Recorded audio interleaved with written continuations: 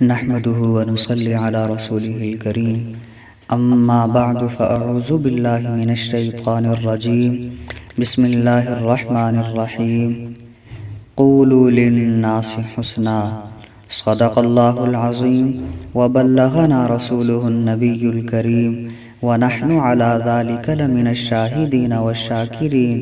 والحمد لله رب العالمين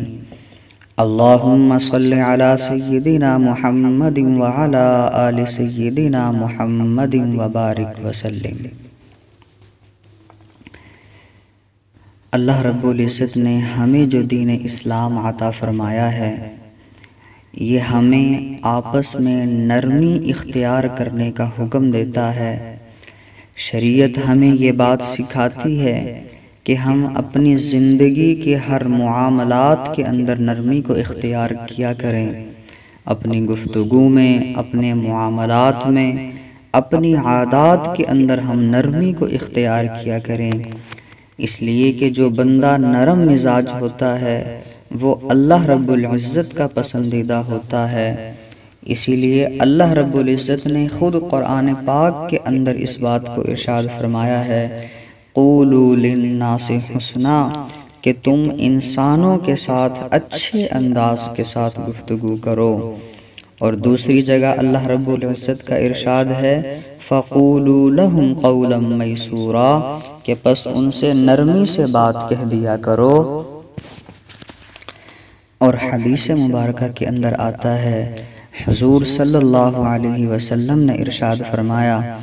ارحموا من فی الارض یرحمکم من فی السماء، کہ تم زمین والوں پر رحم کرو، آسمان والا تم پر رحم کرے گا۔ جس انسان کے اندر نرم مزاجی پائی جائے گی، وہی بندہ لوگوں کے ساتھ رحمت اور نرمی کا معاملہ کرے گا، اور بدلے میں اللہ رب العزت کی طرف سے رحمت کا مستحق ٹھہرے گا۔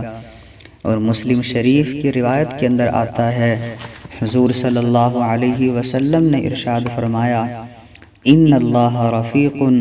کہ اللہ رب العزت خود نرم ہیں، یحب الرفق، اور اللہ رب العزت نرمی کو پسند فرماتے ہیں، وَيُعْطِي عَلَى الرِّفْقِ مَا لَا يُعْطِي عَلَى الْعُنْفِ، اور نرمی پر اللہ رب العزت وہ چیزیں عطا فرماتے ہیں کہ جو سختی پر اللہ رب العزت عطا نہیں فرماتے ہیں۔ اور حضور صلی اللہ علیہ وسلم خود اتنے نرم مزاج تھے، اتنے مہربان تھے کہ اگر حضور صلی اللہ علیہ وسلم کو کوئی تکلیف پہنچاتا تھا تو آپ علیہ السلام اس کے ساتھ بھی نرمی کا معاملہ کیا کرتے تھے۔ اس کی ایک بہترین مثال حدیث پاک کے اندر موجود ہے کہ کس طرح حضور صلی اللہ علیہ وسلم تکلیف پہنچانے والوں کے ساتھ بھی نرمی کا معاملہ کیا کرتے تھے۔ حضرت عائشہ رضی اللہ تعالی عنہ اس حدیث کی راویہ ہیں۔ حضرت عائشہ فرماتی ہیں کہ یہود کے کچھ علماء نبی کریم صلی اللہ علیہ وسلم کی خدمت میں حاضر ہوئے، اور انہوں نے نبی علیہ السلام سے اجازت مانگی۔ جب اجازت ملی، انہوں نے آپ علیہ السلام کے پاس داخل ہو کر کہا، السلام علیکہ، العیاذ باللہ۔ انہوں نے حضور علیہ السلام کے لیے بددعائیہ جملہ بولا اور یہ کہا کہ تم پر موت ہو۔ حالانکہ جب کسی کے پاس جانا ہو، ملاقات کرنی ہو، شریعت کی یہ تعلیم ہے کہ بندہ اس کو سلام کرے اور السلام علیکم کہے، کہ یعنی تم پر سلامتی ہو۔ لیکن یہودیوں کی ہمیشہ سے یہ عادت رہی تھی کہ وہ الفاظ کو اس طرح سے تبدیل کر کے کہتے تھے کہ اس الفاظ کے معنی بدل جائیں، اور پھر دل ہی دل میں اپنے اندر ہی اندر وہ ہنسا کرتے تھے کہ ہم دوسروں کو بے وقوف بنا رہے ہیں۔ قرآن پاک کے اندر اس کی ایک اور مثال بھی موجود ہے۔ تو اس موقع پر یہودیوں نے الفاظ کو بدلتے ہوئے العیاذ باللہ السلام علیکہ کہا، کہ جس کا مطلب بنتا ہے کہ تم پر موت ہو۔ جب عائشہ رضی اللہ تعالی عنہا نے یہ بات سنی تو حضرت عائشہ سے برداشت نہ ہو سکا۔ اور شدت محبت سے محبت نے جوش مارا، تڑپ اٹھیں اور انہوں نے بدلے میں ان یہودیوں کو جواب دیا، کہا بل علیکم السام واللعنہ، کہ تم پر موت ہو اور تم پر لعنت ہو۔ جب عائشہ رضی اللہ تعالی عنہا نے ان کو اینٹ کا جواب پتھر سے دیا، حضور علیہ السلام نے فرمایا، یا عائشہ، اے عائشہ، ان اللہ رفیق، اللہ تعالی نرم ہیں، یحب الرفق فی الامر کلہ، اور اللہ ہر کام میں نرمی کو پسند فرماتے ہیں۔ حضرت عائشہ فرماتی ہیں کہ میں نے حضور علیہ السلام سے کہا، اولم تسمع ما قالوا، اے اللہ کے نبی صلی اللہ علیہ وسلم، کیا آپ نے سنا نہیں کہ انہوں نے کیا کہا تھا؟ نبی علیہ السلام نے پھر آگے اپنا عمل بتایا۔ حضور علیہ السلام نے بھی ان یہودیوں کے اس بددعائیہ جملے کو سنا تھا، لیکن آپ علیہ السلام نے فرمایا کہ میں نے ان کے جواب میں صرف وعلیکم کہا ہے، یعنی جیسا حضرت عائشہ نے صاف اور واضح لفظوں میں ان کو بددعا دے دی اور کہا علیکم السام واللعنہ، کہ موت تم پر ہو، تم پر لعنت ہو، لیکن اللہ کے نبی نے جواب میں صرف وعلیکم کہا، یعنی آپ علیہ السلام نے اس موقع پر نرمی کو اختیار کیا ہے اور اینٹ کا جواب پتھر کے ساتھ نہیں دیا ہے۔ اس سے ہمیں شریعت کا مزاج سمجھ میں آتا ہے کہ ہم اپنی زندگی کے معاملات میں، عادات میں، اخلاق میں، ہر چیز میں نرمی کو اختیار کیا کریں۔ اگر کبھی کوئی ایسی صورتحال پیش آ جائے کہ جہاں جواب دینا ضروری بن جائے تو ایسے موقع پر بھی بندہ کم سے کم درجے کو اختیار کرے، ان سے آگے نہ بڑھے کہ جتنا اس کو تکلیف پہنچائی گئی ہے۔ اور آپ علیہ السلام نے فرمایا ہے کہ جب دو مسلمان آپس میں ملیں تو وہ مسکراتے ہوئے چہرے کے ساتھ ملا کریں، اور پھر ایک اور جگہ فرمایا کہ جب دو مسلمان ملتے ہیں اور آپس میں مصافحہ کرتے ہیں تو اللہ رب العزت زیادہ ثواب اس کو عطا کرتے ہیں کہ جو سلام میں ابتدا کرتا ہے۔ ان تمام روایات سے ہمیں کیا بات سمجھ میں آئی کہ شریعت ہم سے یہ چاہتی ہے کہ مومن آپس میں محبت کا اظہار کریں، اچھے انداز کے ساتھ ایک دوسرے سے بات کریں۔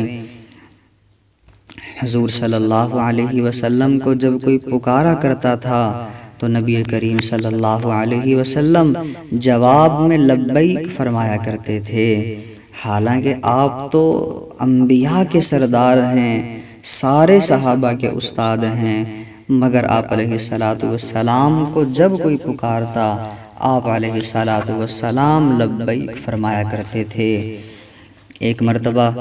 حضرت زید رضی اللہ تعالی عنہ کو آپ نے فرمایا، انت اخونا و مولانا، کہ آپ تو ہمارے بھائی اور ہمارے دوست ہیں۔ تو ان الفاظ سے بھی یہ بات سمجھ میں آتی ہے کہ حضور صلی اللہ علیہ وسلم صحابہ سے کتنی محبت اور نرمی کا معاملہ کیا کرتے تھے اور ایک دوسرے کو عزت دیا کرتے تھے۔ ایک حدیث پاک کے اندر آتا ہے، تبسمک فی وجہ اخیک لک صدقۃ،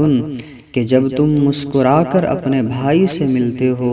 تو تمہیں صدقہ کرنے کا ثواب دیا جاتا ہے۔ اور ایک جگہ پر فرمایا، وَأَمْرُكَ بِالْمَعْرُوفِ وَنَهْيُكَ عَنِ الْمُنْكَرِ صَدَقَةٌ، کہ تمہارا خیر کی کوئی بات کہنا اور برائی سے کسی کو منع کرنا یہ بھی صدقہ ہے۔ اور پھر آگے فرمایا، وَإِرْشَادُكَ الرَّجُلِ فِي أَرْضِ الضَّلَالِ صَدَقَةٌ، کہ اگر کوئی شخص راستہ بھول جائے، اس راستہ بھولے ہوئے کو راستہ بتا دینا، اس پر بھی اللہ رب العزت صدقے کا ثواب عطا فرماتے ہیں۔ اور فرمایا، وَبَصَرُكَ لِلرَّجُلِ الرَّدِئِ الْبَصَرِ لَكَ صَدَقَةٌ، کہ جس بندے کی بینائی ختم ہو چکی ہو اس بندے کو بھی راستہ دکھا دینا، اس کا ہاتھ پکڑ کر اس کو راستہ پار کروا دینا، اس پر بھی انسان کو صدقے کا ثواب ملتا ہے۔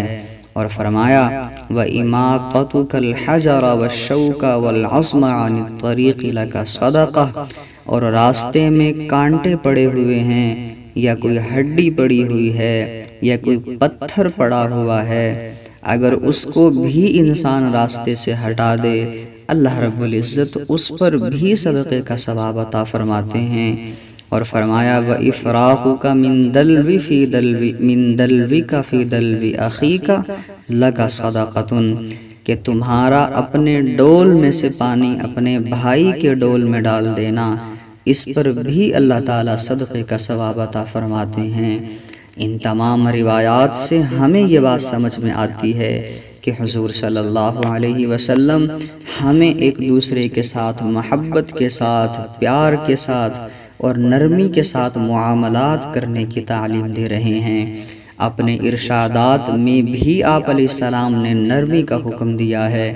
اللہ رب العزت بھی نرمی کو پسند فرماتے ہیں، اور خود حضور صلی اللہ علیہ وسلم کی ساری زندگی نرمی سے بھری پڑی ہے۔ جس نے بڑی سے بڑی تکلیف بھی اللہ کے نبی کو پہنچائی،